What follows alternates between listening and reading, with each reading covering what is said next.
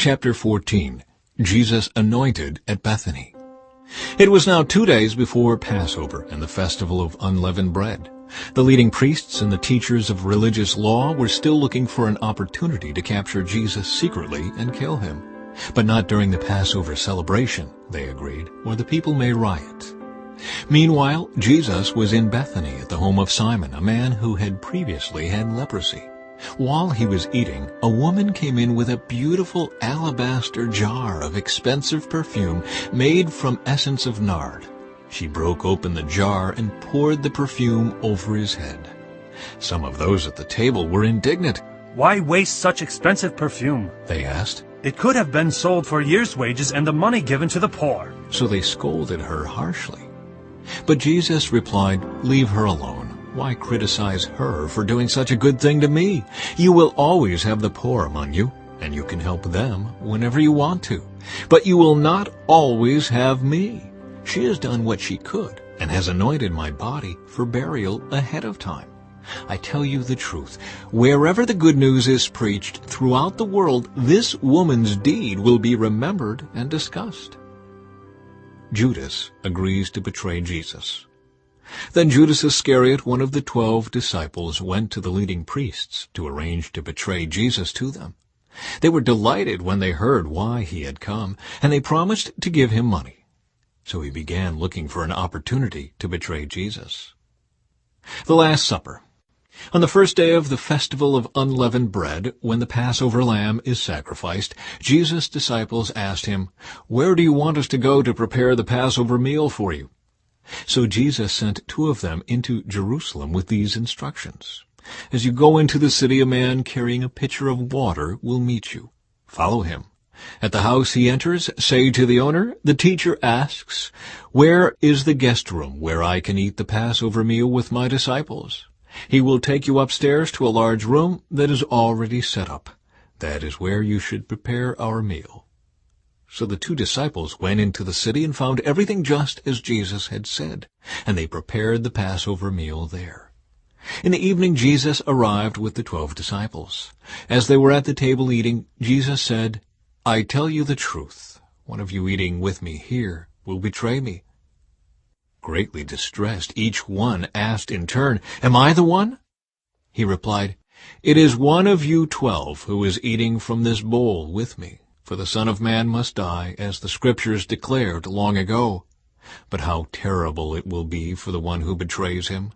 It would be far better for that man if he had never been born." As they were eating, Jesus took some bread and blessed it. Then he broke it in pieces and gave it to the disciples, saying, "Take it, for this is my body." And he took a cup of wine and gave thanks to God for it. He gave it to them, and they all drank from it.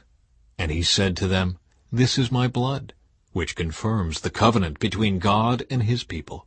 It is poured out as a sacrifice for many. I tell you the truth, I will not drink wine again until the day I drink it new in the kingdom of God." Then they sang a hymn and went out to the Mount of Olives. Jesus predicts Peter's denial. On the way, Jesus told them, "All of you will desert me. For the Scriptures say, God will strike the shepherd, and the sheep will be scattered. But after I am raised from the dead, I will go ahead of you to Galilee and meet you there." Peter said to him, "Even if everyone else deserts you, I never will." Jesus replied, "I tell you the truth, Peter. This very night before the rooster crows twice, you will deny 3 times that you even know me." "No," Peter declared emphatically. "Even if I have to die with you, I will never deny you." And all the others vowed the same. Jesus prays in Gethsemane. They went to the olive grove called Gethsemane, and Jesus said, "Sit here while I go and pray." He took Peter, James, and John with him, and he became deeply troubled and distressed. He told them, "My soul is crushed with grief to the point of death. Stay here and keep watch with me." He went on a little farther and fell to the ground. He prayed that, if it were possible, the awful hour awaiting him might pass him by. "Abba, Father," he cried out, "everything is possible for you. Please take this cup of suffering away from me, yet I want your will to be done, not mine." Then he returned and found the disciples asleep. He said to Peter, "Simon, are you asleep? Couldn't you watch with me even 1 hour?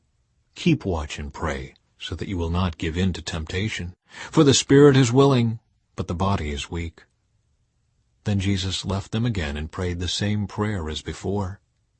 When he returned to them again, he found them sleeping, for they couldn't keep their eyes open, and they didn't know what to say. When he returned to them the third time, he said, "Go ahead and sleep. Have your rest, but no, the time has come. The Son of Man is betrayed into the hands of sinners. Up, let's be going. Look, my betrayer is here." Jesus is betrayed and arrested. And immediately, even as Jesus said this, Judas, one of the 12 disciples, arrived with a crowd of men armed with swords and clubs. They had been sent by the leading priests, the teachers of religious law, and the elders. The traitor, Judas, had given them a prearranged signal. "You will know which one to arrest when I greet him with a kiss. Then you can take him away under guard." As soon as they arrived, Judas walked up to Jesus. "Rabbi," he exclaimed, and gave him the kiss. Then the others grabbed Jesus and arrested him. But one of the men with Jesus pulled out his sword and struck the high priest's slave, slashing off his ear. Jesus asked them, "Am I some dangerous revolutionary that you come with swords and clubs to arrest me? Why didn't you arrest me in the temple? I was there among you teaching every day. But these things are happening to fulfill what the Scriptures say about me." Then all his disciples deserted him and ran away. One young man following behind was clothed only in a long linen shirt. When the mob tried to grab him, he slipped out of his shirt and ran away naked. Jesus before the council. They took Jesus to the high priest's home, where the leading priests, the elders, and the teachers of religious law had gathered. Meanwhile, Peter followed him at a distance and went right into the high priest's courtyard. There he sat with the guards, warming himself by the fire. Inside, the leading priests and the entire high council were trying to find evidence against Jesus so they could put him to death, but they couldn't find any. Many false witnesses spoke against him, but they contradicted each other. Finally, some men stood up and gave this false testimony. "We heard him say, 'I will destroy this temple made with human hands, and in 3 days I will build another made without human hands.' But even then, they didn't get their story straight. Then the high priest stood up before the others and asked Jesus, "Well, aren't you going to answer these charges? What do you have to say for yourself?" But Jesus was silent and made no reply.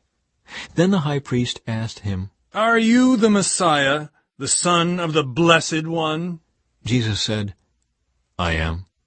And you will see the Son of Man seated in the place of power at God's right hand, and coming on the clouds of heaven." Then the high priest tore his clothing to show his horror and said, "Why do we need other witnesses? You have all heard his blasphemy. What is your verdict?" "Guilty," they all cried. "He deserves to die." Then some of them began to spit at him, and they blindfolded him and beat him with their fists. "Prophesy to us," they jeered, and the guards slapped him as they took him away. Peter denies Jesus. Meanwhile, Peter was in the courtyard below. One of the servant girls who worked for the high priest came by and noticed Peter warming himself at the fire. She looked at him closely and said, "You were one of those with Jesus of Nazareth." But Peter denied it. I don't know what you're talking about. He said, and he went out into the entryway. Just then a rooster crowed. When the servant girl saw him standing there, she began telling the others, "This man is definitely one of them." But Peter denied it again. A little later, some of the other bystanders confronted Peter and said, You must be one of them, because you are a Galilean. Peter swore, A curse on me if I'm lying. I don't know this man you're talking about. and immediately the rooster crowed the second time. Suddenly, Jesus' words flashed through Peter's mind. "Before the rooster crows twice, you will deny 3 times that you even know me." And he broke down and wept.